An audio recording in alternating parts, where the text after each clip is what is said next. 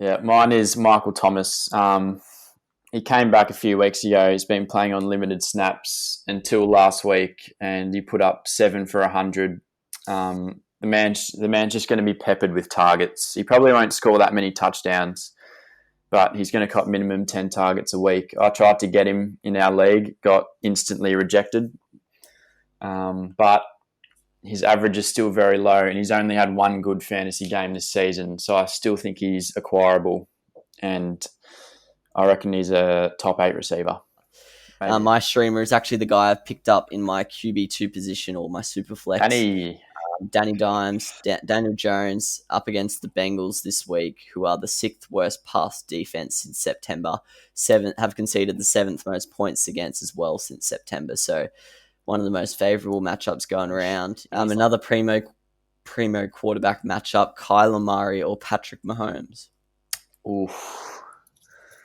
That's very tough. I think I've currently got Kyler Murray number 1. So it's a miracle. Oh yeah! What about that one? Unbelievable. Balotelli, Aguero. Crowd cheers. Here's Siddle. Oh, the ball is close. He's given him. He's given him. Peter Siddle's got a hat-trick on his birthday. Welcome back to the On The Ball podcast. This is episode 89 of the show. Once again, joined by Pilch. Welcome, mate. Thanks, mate. Back again here for another fantasy episode. If you missed yesterday's episode, go check it up. It's up on YouTube and the listening platforms. So we discussed the Week 11 NFL action there and previewed Week 12. But today, strictly fantasy chat. So we'll be discussing, kind of the results from last week in terms of fantasy and how we can apply them to this week's situation for your side. So we'll be starting with a buy low, sell high section, who you should target in your trades in your league, and then we'll be talking about a few streaming options if you need a plug and play. Lots of injuries this week, especially in the running backs. We were just talking about it off air, and then we'll finish with a quick fire start or sit situation. So yeah, I reckon. Well, first of all, how'd you go this week in fantasy, mate? Yeah, not very good, mate. I actually got knocked out of the playoffs by Chris Godwin's last-minute touchdown on Monday night footy. So not a good week, but it's all good. How about yourself? Yeah, I got a scrappy win. Luckily played a team with who hadn't been logging in since maybe week 4, but I think you're overreacting a little bit there. I have our league connected to the Fantasy Pros platform, and they still have you as a higher chance of making playoffs than me, but sadly we're in a bit of a stinker of a situation where we're kind of vying for the same spot. There's not really too many ways where we can both get in, which isn't ideal, but oh well. It's impossible now. Crumbles. Pretty sure. Yeah, it's not looking. Yeah, I think you are right there. But that's all right. All fun and games. But yeah, QBs. We'll start with them as always. First to start, who is your buy low QB this week? Yeah, I've gone for Ryan Tannehill as my buy low. Last few weeks, he's had a really tough schedule and he's kind of dipped below his average a bit. But after Indy this week, he's got one of the best schedules out of all the quarterbacks, and he's going to explode. So I'd be trying to get him, because if you're in the playoffs in a super flex league, he'll be very valuable. Okay, can I ask before we move on, what is your tactic? So say you lose this week, you're out basically. Not guaranteed, but likely out if you lose this week. What's your trade tactics from there? Are you actually going to try and win the consolation final, or are you going to give up and just... my tactic would just be get the best team possible. So I can claim that I have the best team. Yeah, it's always it would be pretty cool if you got the highest score in the last round, I reckon, and you beat the teams in the final, and then you can kind of lip them off a little bit. Yeah. But yeah, Tanner's tough one this week against the Colts, but yeah, moving forward, the Titans as a whole have an elite fantasy playoff schedule, so definitely read that pick. My one here, I'm not really the biggest fan of this guy, but I do think he might be going a little bit underrated this week. Wait, in fantasy or as a bloke? You aren't a fan of him? In fantasy, I don't really. Oh, okay. No, I'm not talking about Tanners. I'm talking about my bloke. Yeah, I know. Matt Ryan, your former man, Matt Ryan, who you traded away last week in one of the best trades of the season. He scored 5.28 in a bit of a horror game against the Saints. The Saints' defensive line tore the Falcons' O-line to shreds. He doesn't have a nice schedule. I can't really put that any other way, but and their O-line's pretty bad at the moment, but the game script's likely going to suit the Falcons moving forward as they are in tough games, so they're going to probably tee off in the air, which is what they're best at. But yeah, in terms of my rankings, I'm more looking at the short term because, I want to get into fantasy playoffs first myself. But at the moment, I've still got him above Carson Wentz, Matthew Stafford, Cam Newton, and I've even got him above your man Ryan Tannehill in the short term. And even if you have Taysom Hill, a lot of people are frothing him at the moment, you could maybe try and trade for Matt Ryan if someone's really needing short-term success, because I think people will be quite put off Matt Ryan by that 5.28, but I still think he's a pretty solid quarterback just outside that QB1 range. So I think he would be going a little bit undervalued this week, but yeah, I don't know. The QB position's kind of fallen apart recently. There was 15 good ones to start, and then a lot of the guys just outside that QB1 range have kind of collapsed recently in your Wentz's, your Ryans, stuff like that. But yeah, I back Ryan to be pretty solid moving forward. So if you're in a super flex or a QB2 league, he will be a very handy second quarterback moving forward. Who's your sell high though? Yeah, my sell high is who you just touched on, Taysom Hill. He put up, I think, 24 fantasy points, and a lot of people are jumping on the bandwagon with him. But the truth is, he's not a QB1 going forward. He's kind of like Cam Newton, but probably a little bit worse going forward. That's how I'd look at it. He'll score a few rushing touchdowns, but if he doesn't, he's not going to offer much at all.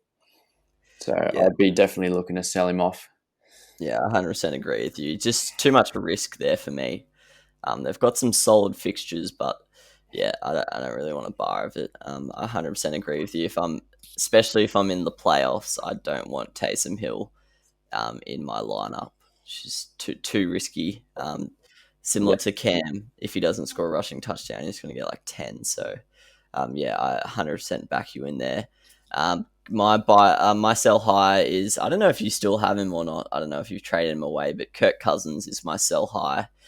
He's been in pretty good form last 3 weeks. I think he's had a 21, a 17, and this week he scored just under 23 against the Cowboys, destroyed their secondary, made most of his weapons in Thielen and Jefferson, but Dalvin Cook's been pretty contained in the last 3 weeks, and by that I mean his yards per carry hasn't been ridiculous, even though he has had 100 yards in all of them. But now they play the Panthers and the Jags in the next 2 weeks, two notoriously bad run defenses. So you'd imagine Dalvin Cook's going to get back on his horse and start torching them for 5.5 yards per carry.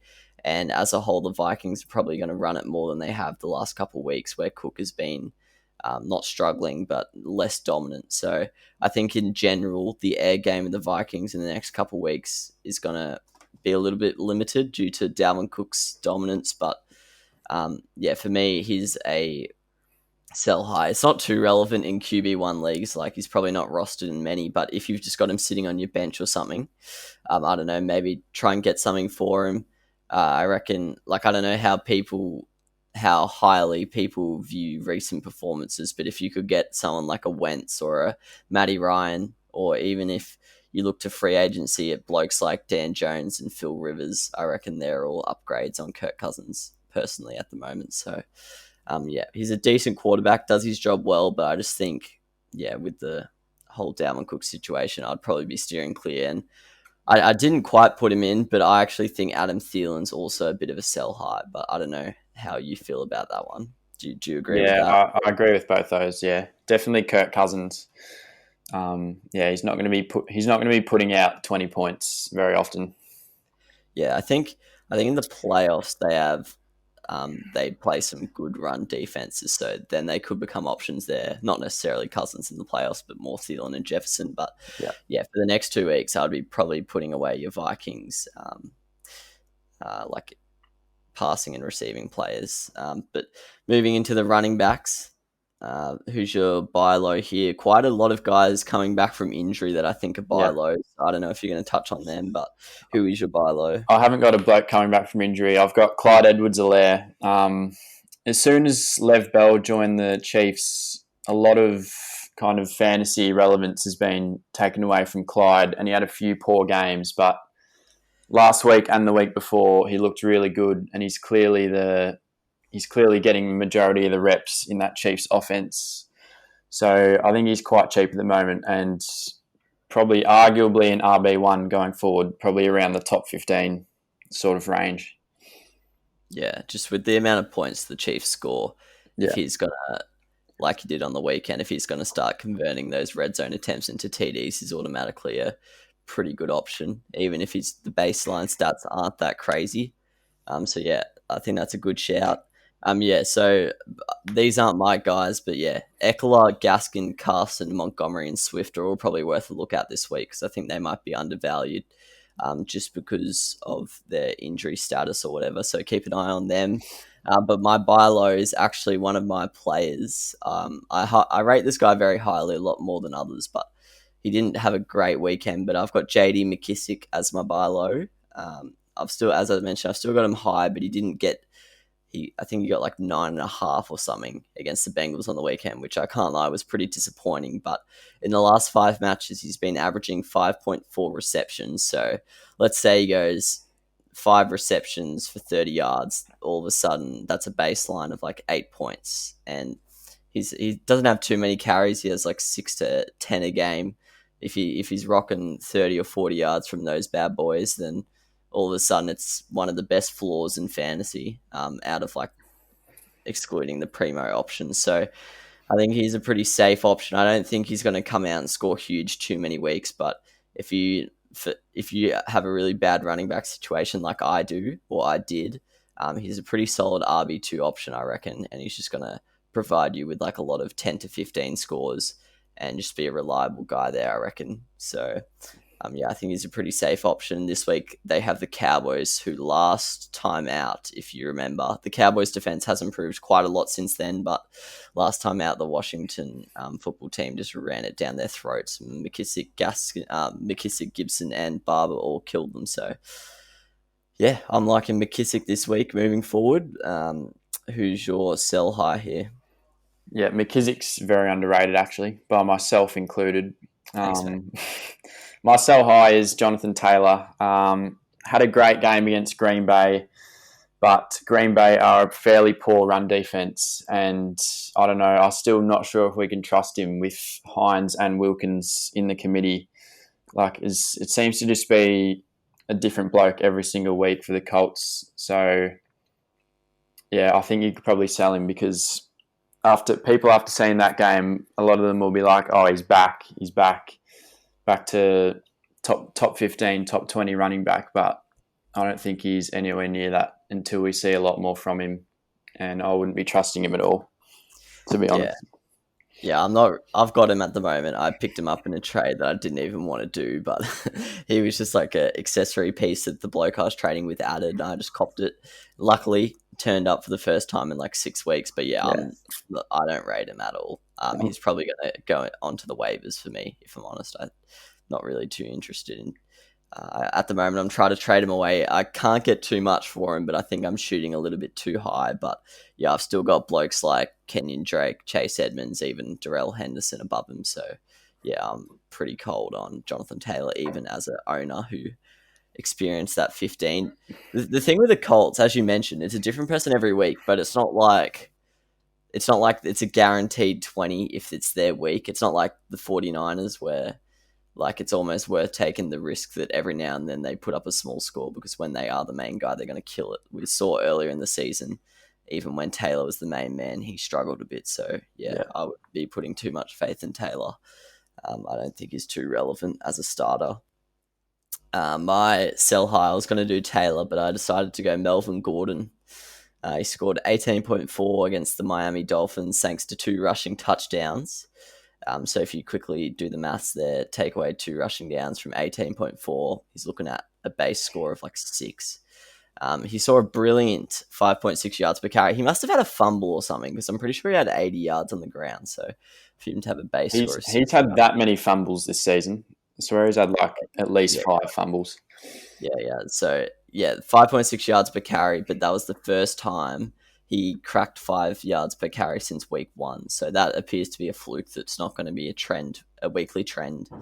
He saw no targets for the second week in a row, which automatically makes him pretty tough to trust in fantasy when in the rushing game he's sharing the snaps with Phil Lindsay. So, yeah, for me, he's currently 25th out of 29 running backs that I've done research on.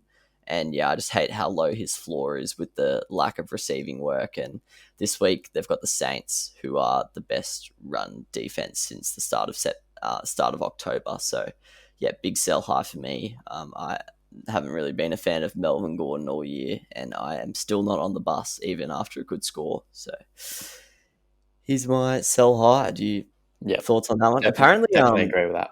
I was doing some reading because we've talked a lot about his drink driving issue on this podcast. Apparently, it might happen like next year now because apparently the court date got pushed back to mid-December and there's only going to be 3 weeks left of the season then. So they reckon by the time the NFL decide on the suspension after the court date, it might not even affect this year. So we talked a lot about that for nothing, but oh well. That's so weird.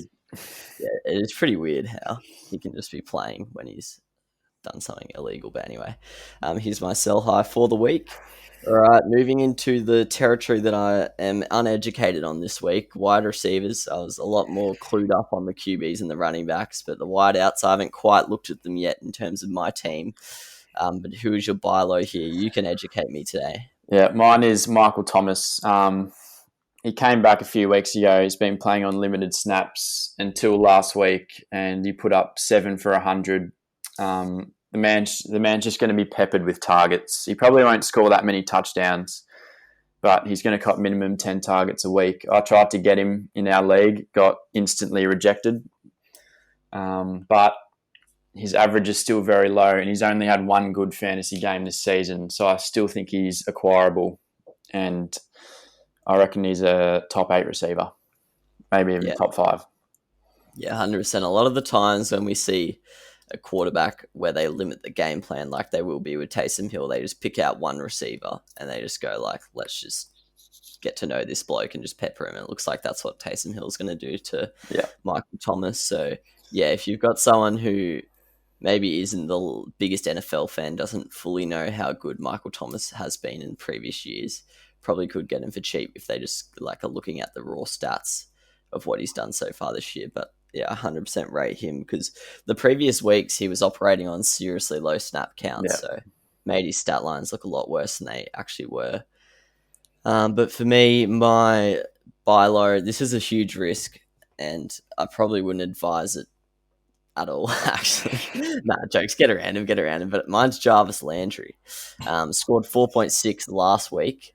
But for me, with the Browns, their last 3 matches have been in pretty average like weather conditions. The Raiders game was like monsoonal, and the one after that was even worse. And for me, I think we can basically just scrap the stat lines of Baker and the receivers in the last few weeks. So the match before that, he had like 11 targets or something.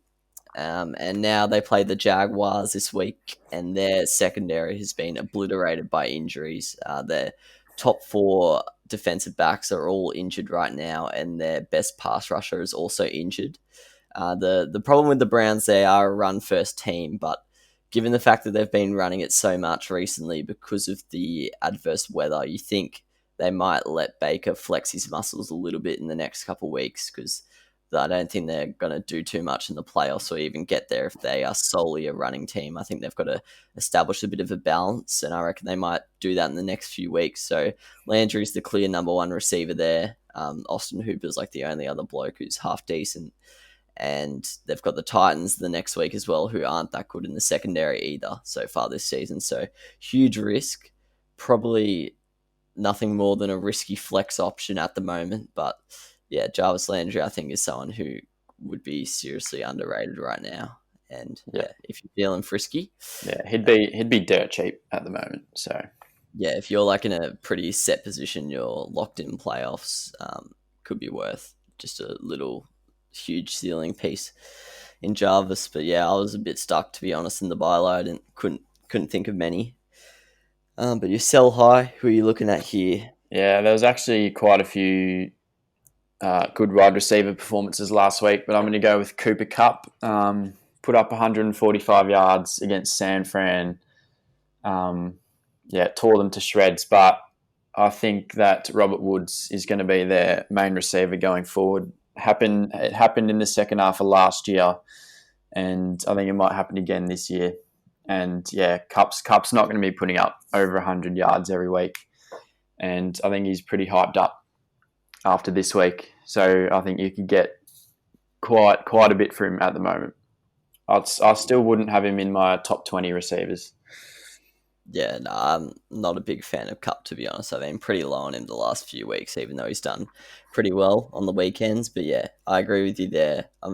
Even though Woods, he's a lot better option than Kupp, I'm not really the biggest fan of either of them, to be honest. Something about the Rams, I just don't really trust. But they've both been very inconsistent this season. Yeah, they when they're on, they're on. But yeah, I don't like their variation. But I've copped out here. I accept that, whatever. But my sell high are the two Bengals boys, Tyler Boyd and T. Higgins. Obviously, if you're somewhat of an NFL fan and you're listening to this, you would have seen Joe Burrow go down with a season-ending injury. That means Ryan Finley's actually not going to be quarterback. They announced this morning it's going to be Brandon Allen, who, if you remember rightly, filled in a couple games last year for the Broncos, I believe. And yeah, sadly, Tyler Boyd and T. Higgins have been great this year, especially Tyler Boyd. I think he's 11th in terms of total points in the wide receivers. Both did decent on the weekend. But yeah, look, with Brandon Allen throwing to them, even with their good stat line so far this year, I would hop off both of them. They're going to be overrated if you're just looking at their statistics. Higgins is also getting pretty hyped up in terms of like one of the best rookies of the season. So we saw what happened in Dallas when they had Dak go down. Cooper, Lamb, and Gallup all took a pretty big hit initially. They have slowly turned it around recently, but Dalton is also a lot better than Allen. So yeah, I'd probably be hopping off both of them, seeing what I could get for them. And yeah. The only upside to Tyler Boyd is that, similar to that Michael Thomas thing I was talking about, he could just become the bloke who cops like 12 targets a week. But yeah, I'll definitely try and get rid of them because they're not going to perform as they have been so far this year. Yeah, I was going to say definitely Tyler Boyd because his average is really high. So yeah, he's actually been balling out, to be fair to him. Feel bad for him. And he's already been copping like 12 targets a week, so it's not like that number's going to go up. And obviously way worse QB. So yeah, if you can sell him, trade him for like a pretty solid wide receiver too, like I'd snap your hand off for that at the moment. And Higgins, maybe just look for like a flex play. So yeah, I like a bit of a cop out there because it's not really their fault, but I think they were the clear sell highs for me today. Now the tight end position, the position we know and love. Before we get into it, I forgot to say it again as I always do, but please show the podcast some love if you're listening or watching. Feel free to subscribe if you are watching on YouTube and like the video. If you're listening, feel free to follow the potty, rate it, review it, whatever you can do. Would be muchly appreciated. Tight ends, buy low, mate. Who are we looking at here? I believe I've got the exact same bloke I had last week, and that's Hayden Hurst. Put up a goose egg last week against New Orleans. I was playing against that. Oh, yeah, true. Yeah. Anyway, he had like 2 targets, put up 0, but the tight ends are just so shit this year. They all have a game where they score 2 every 3 weeks, apart from the big 3. But yeah, he's got one of the best roles. Like he's got a high snap count. He's Matt Ryan's 3rd target normally, behind Julio and Ridley, and he's definitely going to bounce back. And after scoring that 0, dirt cheap. So pick him up if you need a tight end. Yeah, I agree with you. Just a question for me personally. I think we've talked about this before, but for those listening, where do you stand on having a backup QB and tight end heading into the playoffs? Do you think it's essential, or do you think it's not that important? And you can discuss whether it matters what league you're in and stuff like that. But where do you stand on those? I'd say ideally, well, yeah, obviously it depends on a few things, but ideally you'd probably want to back up for both, unless you've got like Kelsey or Darren Waller. But yeah. Yeah, because I've been huge on backups. I like having it. And this week I saw, oh, not this week, 2 weeks ago, I saw like what can happen when you have a backup when Breeze went down. I had Tour as my QB2. Did work out as planned because I got rid of him this week, but it's always nice to have a safety net there. So I think this week, I haven't had a backup for a few weeks, especially in the tight end policy, but I think this week I'm going to restructure the side and try and get one in because I don't really want to be getting an injury in like the first week of playoffs or the last week of the season in must-win games, and I've got no one to replace them with. So yeah, I think I'll be making that move this year. This week. So watch out on the waivers, mate. Could be some solid running backs and wide receivers getting dropped. My buy low is your tight end. Actually, you're probably not too happy with him at the moment, but Rob Gronkowski, I reckon he's been a buy low or a sell high every single week. We genuinely talk about him every time because he's so volatile, but he scored 4.5 against the Rams, which is a pretty bad score. But for me, what really piqued my interest was his 6 targets. Obviously, it doesn't sound a lot, but in the tight ends at the moment, as you mentioned, there's a lot of variation going on, a lot of weeks where they get 2 targets, 3 targets. So to get 6, that's that's a confidence boost for the owner after he's had a few games of having 3 and 2. And yet, one of Brady's favourite red zone targets still, after they brought in AB, they still love going to the Gronk there. They've got a lovely playoff set of fixtures in terms of fantasy. So, I think the Gronk is not a bad starting tight end going to the playoffs. And I reckon after I think he's not scored the worst the last few weeks because I think he had a touchdown even with those low target counts. But yeah, after that 4.5, even though it was against the Rams, I think you could get him for fairly cheap. So yeah, maybe have a look at him. You'll sell high though. Yeah. Once again, Hunter Henry. The Chargers played the Jets and literally everyone in their offense balled out, including Henry. I think he had a touchdown, scored 14 points. But they've got a tougher schedule coming up, and Austin Eckler is coming back either this week or next week. So he's going to become like their 4th option in the passing game. And I think you could sell him for quite a bit. I just don't really have that much faith in him. I don't think his role is going to be that big going forward when Eckler comes back. Yeah, fair enough. Yeah. Chargers are a hard one to predict this year. They kind of every week we think they're going to stop beasting, but they continue to. And yeah, it's hard to trust their players except for Keenan Allen, to be honest. Yeah. I've got Mike Williams, and that's always a bit of a flip of a coin how he goes there. My sell high is like I just picked a random bloke, to be honest, but Robert Tonyan scored 15.4, but he hasn't been copping too many targets in the last month. I think he went 5 from 5 against the Colts, which is a pretty good turnout, but he's not going to be catching every single target every week. Lazard's going to be coming back into like most of the snaps on offense, and he's probably going to take away a few targets from him, and he's also probably going to take some of his red zone targets as well. Basically, like most tight ends, it's just a bit of a TD or bust at the moment for Tonyan. But more importantly, they've got the Bears and the Eagles in the next 2 weeks, so not ideal fixtures. But yeah, I'll be honest, I just picked someone random here. I didn't really know who to go with, so feel free not to listen to that one. But yeah, if he's just sitting on your bench or something, could maybe get a flex piece for him. So yeah, maybe sell him. All right. I agree. Do you have anyone else to mention there, or do you want to get into the streamers? Streamers. A couple of good streamers this week. Actually, one very good one.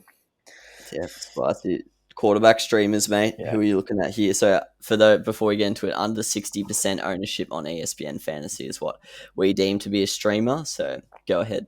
I think we're definitely going to have the same bloke here. Derek Carr playing against Atlanta. He's in 40%. He's rostered in 40% of leagues. Yeah. Looked unreal last week. He's playing the worst pass defense in the league this week. Lock him in for 20 plus, 300 yards, 3 touchdowns. I don't really know how he's still not above 60%. Yeah, I know.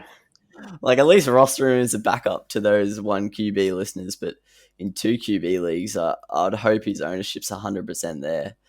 Yeah, Derek Carr, I can't lie, is someone I always forget about because he is in a team in our league that is inactive. So I don't see him as an option to get, but yeah, 100% great option there. He's been balling out even against hard defenses. So against the Falcons, watch out. My streamer is actually the guy I've picked up in my QB2 position or my super flex.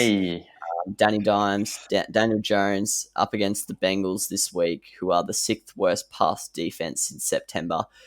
Have conceded the 7th most points against as well since September. So one of the most favourable matchups going around. In his last 5 games, he's been averaging over 50 rushing yards a game and has averaged over 1 red zone carry, which is like a lot more than some running backs. So pretty handy baseline there.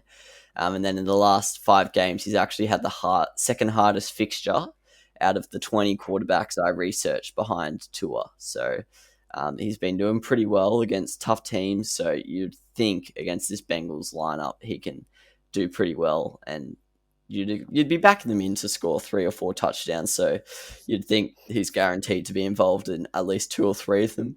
So I think he's got I think he's actually a pretty safe option this week, if I'm honest. I don't want to jinx it because I do have him and he is somewhat unpredictable, especially with like his fumbles and stuff. But yeah, I like him this week and moving forward. I think he's been like slowly building this year. He started slow, but I think he's been hitting his straps before the bye. Any other quarterbacks, or have you just got one per posse? One per posse. All right, yeah, same. Running back.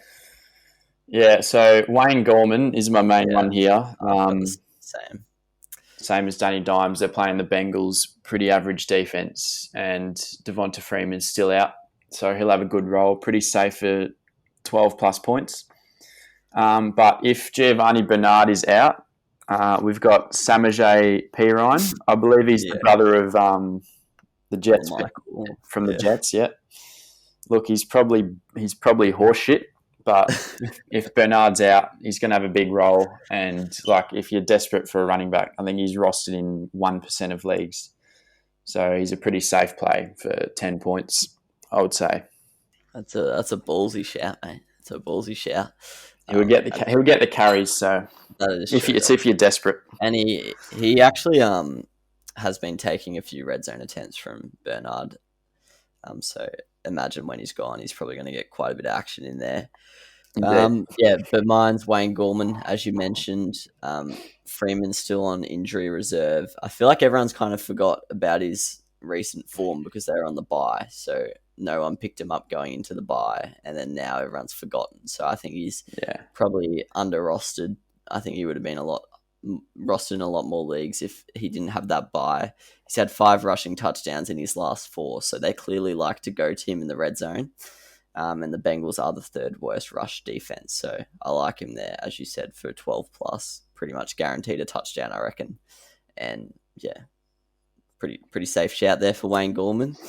Wide receivers, once again, uneducated in this posse, so I was absolutely guessing, but who are you streaming here? Yeah, the wide receivers are usually pretty desperate. I've gone Corey Davis. I'm not sure how this bloke's rostered in under 60% of leagues. The Titans are playing Indy, but Rhodes will be giving the hard tag to AJ Brown, so Davis should be open for most of the game. And he's actually been copping quite a few receptions over the last few weeks. So I think he's a decent play. Yeah, it's not a if you're desperate, obviously. But he's like clearly the best player under 60% ownership. So that's probably the most safe option. I've got a very volatile option here.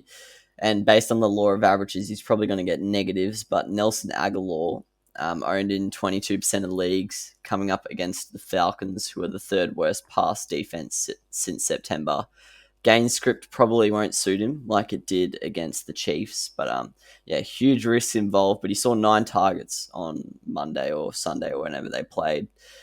He's had 4 red zone targets in the last 2 weeks, and so that's within 20 yards, and he also cops a lot of targets towards the red zone from about 40 out. So he's one of their favorite TD options.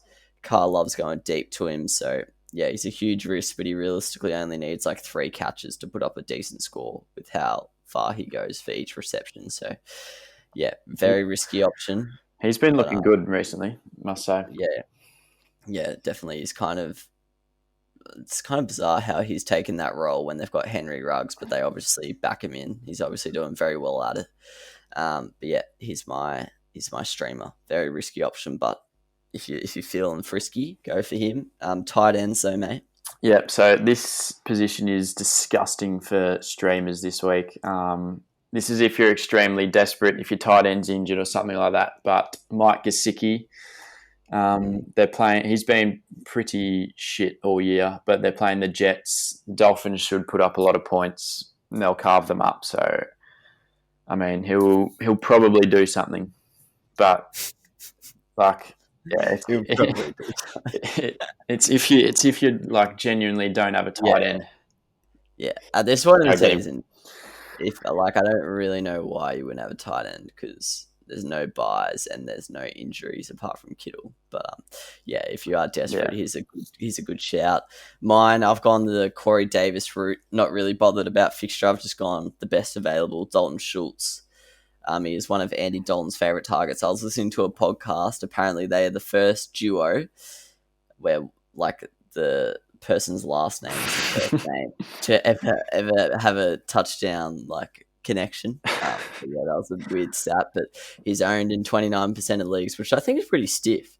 He's probably not in the top 10 tight ends, but he's right thereabouts. He's seen at least 6 targets in his last 3 matches, saw 4 red zone targets in the last week, and 4 red zone targets basically converts into 1 touchdown every time. So although Washington aren't a bad defense at all, I think he's a fairly safe option for 3 or 4 catches. So yeah, if you just want to lock in like an 8 or something, go for him with a little bit of upside. But yeah, that's it for the streaming section. Now time for our quick fire start sit, or we need to think of a bit of a phrase for your ones because I don't know what it is. What is it, mate? What is it? Rest of season. I don't know. Just it. Either or is what I would call it. Either or. Who do you like? But yeah, anyway. All right, so I've got 2 for each position. A lot of them are actually relating to my situation this week. So I'm here for some intel. But to start us off, Justin Herbert or Deshaun Watson. I probably should explain what we're doing here. So I'm going to give him 50-50s or best of 3, and he's going to say who he wants going forward for the rest of the year. He's going to do the same back, but mine's only for week 12. But yeah, anyway, Justin Herbert or Deshaun Watson? Yeah, I'm probably going to go with Herbert just because Watson's, after this week against Detroit, Watson's fixture gets pretty scary. And Herbert just balls out every single week. So yeah, I'd go with Herbert. I'm going to get destroyed if I make the playoffs, mate. I feel like I've done so much to get there, and I've had such short-term focus that I reckon I'm going to get there and I'm going to have like the worst fixtures ever and I'm going to get whipped. But Kurt's going to win. Watson's my QB1 for those listening. But yeah, I agree. Herbert's better than Watson for me. I've been trying to get him for a month, but the Herbert owner won't budge. Another primo quarterback matchup, Kyler Murray or Patrick Mahomes. Oof. That's very tough. I think I've currently got Kyler Murray number 1. So I'm going to say Kyler Murray. But between them two and Russell Wilson, in my opinion, there's nothing really in it. They're all just beasts. So yeah, my ranking's always pretty weird. I've actually got Herbert and Watson above these 2, but yeah, I've got Murray above Mahomes. I've got Murray above Mahomes, but I haven't factored in his shoulder injury, so it's going to be interesting to see how that plays a part. Because if that takes away his running ability, or not his ability, but they might be less willing to risk him getting hit, then all of a sudden it does lose quite a bit of fantasy value. But I'm probably just going Murray as well. Yeah. DeAndre Swift or Chris Carson, 2 blokes who aren't yet confirmed to be playing this week. But that is very hard. I'm gonna go with Swift. More upside. I'm a Lions fan, so I like him more. But yeah, Swift. Yeah, I've got Chris Carson above him, but that is done on cold hard stats. It's not really factoring in the fact the concept that Swift is now the main man. Yeah. And Carson might lose a few snaps to Carlos.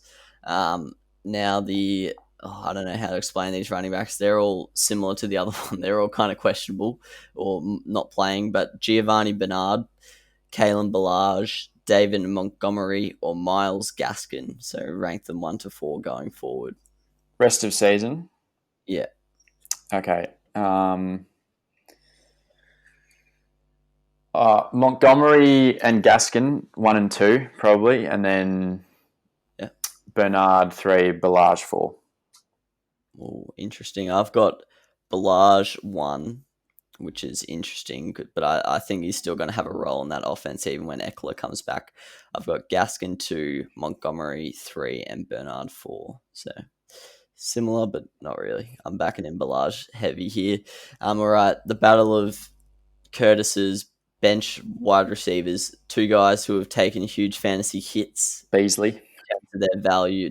T. Higgins and Travis Fulgham both have seen their value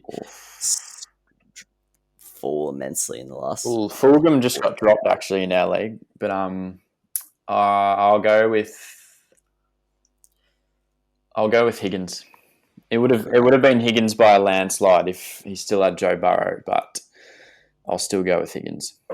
Yeah, I can't lie. Fulgham's target's definitely tempting me, but I'm definitely worried that he's quite scary, to be honest. Yeah, and he's still got quite a few decent matchups to come. Like he's got Arizona, the Packers, some good lockdown corners if they view him as their wide receiver 1.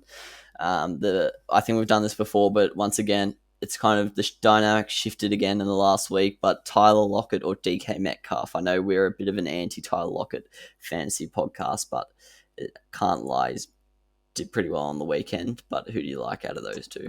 Metcalf, 100%. Not even close. I've got Metcalf, so thanks. Appreciate it. I think every week's just going to be a Metcalf week, bar when they play the Rams again. I think that's in like week 15 or something. But every other week, Metcalf will dominate. Yeah, I can't lie. Who knows how Metcalf got 13 on Thursday? That was disgusting from his part. There was a bit of bad luck. Like there was one that he was probably going to score and he got grabbed and stuff like that. But yeah, dropped an absolute sitter in the red zone and left a lot of points hanging for his fantasy owners. All right, tight ends, bit of a tough one, but Dalton Schultz or Robert Tonyan. Jesus.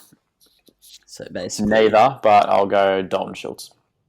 All right, and then Zach Ertz or Logan Thomas.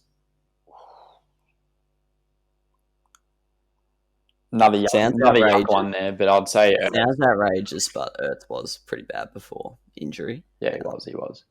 Yeah, but Ertz, just because we know he's done it before. Like, just last year, he was a top 3 tight end, so I'll back him in there. Yeah, fair enough. All right, my stance, it's the heart rate has already increased a little bit. All right, we've got two running back ones, 3 wide receiver ones. Firstly, Jonathan Taylor versus Tennessee or Duke Johnson versus Detroit? I'm going Jonathan Taylor, actually. I'm taking the bowl. I'm going the probably less volume, but yeah, I'm backing Taylor and I don't rate what Duke Johnson's been doing. Yeah, Duke Johnson's been pretty yucky. Taylor, definitely more upside. I'd probably go Taylor as well. Kenyon Drake versus the Patriots or Montgomery versus the Packers? This is provided Montgomery plays this week. I've got to go Montgomery, even though he sucks and he's going to average. Well, they're both going to probably average 2 yards per carry because that's what they do. But yeah, I'll go Monty. Statistically, those 2 matchups aren't actually too dissimilar. And in that situation, I'll just go the guy who's probably going to have more yards. So. Yep. Just naturally, I'll go Monty. All right, got a couple premium wide receivers here with some tough matchups. AJ Brown v Indy or Woods v San Fran? See, how do you feel as an AJ Brown? Yeah, actually, this is the one I'm tossing up for my flex spot this week. Obviously, know what he did last time against the Colts. He whipped out a 1, but he's probably a lot better, I'd say. But he did drop a 60-yard touchdown, which would have taken him from 3 to 16 or whatever. Yeah, I'm actually going to go. I'm going to take the risk. I'm going AJ Brown. yeah, I'm probably going to go Very him as bold. well, just because Very bold. he's more talented. He's the better receiver. So Yeah, and although it's bizarre and it probably doesn't apply to Xavier Rhodes, but like the Colts pass defense, although they produce a lot on the big plays, like in terms of yards per attempt, it's actually not freakish. It's like bottom half, which is quite shocking. But yeah, Rhodes is the number 1 ranked cornerback yeah, this exactly. season, though. So that's pretty scary. But I'll probably back in AJ Brown. Yeah. But if you want to go safe, definitely go Woods. Yeah. Here's one for you: Brandon Cooks versus Detroit, or DJ Moore v Minnesota. Low blow, mate. Low blow targeting me. Oh, that is rough. Cooks hasn't been as good of late. DJ Moore's been beat. killing it. Yeah, He's been flying under the radar. I don't even want him. that trade's looking good for you now. I thought it was a big loss when you traded Jefferson for DJ Moore a couple of weeks ago. Well, they've both been doing pretty well, to be fair. True. It's been True. probably dead even so far. But yeah, I don't mind myself in that trade. Oh, that's rough. I'm probably just going to go DJ Moore because I think he's better than Cooks, even though PJ Walker might be the quarterback, or I don't know what's happening with Teddy Bridgewater. But yeah, just recent form. Got to back him in, even though it's a slightly harder fixture. Would you agree with that one? Yeah, I'd probably go Moore. Yeah. They're both pretty shit defenses. Minnesota are a shit pass defense, but yeah, exactly. Yeah, probably DJ Moore. Yeah, if you're listening, I always forget to do this, don't I? I'm not good with the crowd interaction, but feel free to comment your start and sits. We love having a look at them, or feel free to comment what you think of our start and sits. Or say if you agree with us or disagree with us, we'd love to hear from you. But yeah. All right, and finally, Mike Evans versus the Chiefs, or Deontay Johnson versus Baltimore. This one's tough. That is tough. I'm probably going to have to go Mike Evans, though. Ooh. Deontay stunk it up last time against the Ravens, but he was injured. Yeah. And they do have injuries on defense, but yeah, I'm probably going to back Mike Evans, even though I hate Mike Evans as a fantasy player. Yeah, he's probably one of the hardest wide receivers to match up to just because he's massive. So, yeah, I'll go Mike Evans just. So sorry about that. I know you are a Deontay lover. I do love Deontay. I don't know who I'd go in that one though. That's a genuine coin flip because both of them can either go huge or tiny. Yeah, but I'd probably lean Deontay. Yeah, you'd rather the more targets, wouldn't you? So yeah, but no, that's a tough one. So yeah, feel free to get around us in the comments with your start and sits. Feel free to get around the podcast in general. Go back and watch yesterday's Week 11 review / Week 12 preview. We enjoyed that one. Not fantasy related. So yeah, if you've got this far, thank you very much for listening or watching. And yep, same time, same place next week. But until then, enjoy Thanksgiving footy and enjoy Thanksgiving in real life and enjoy just the whole of Week 12 and good luck for your fantasy matchups.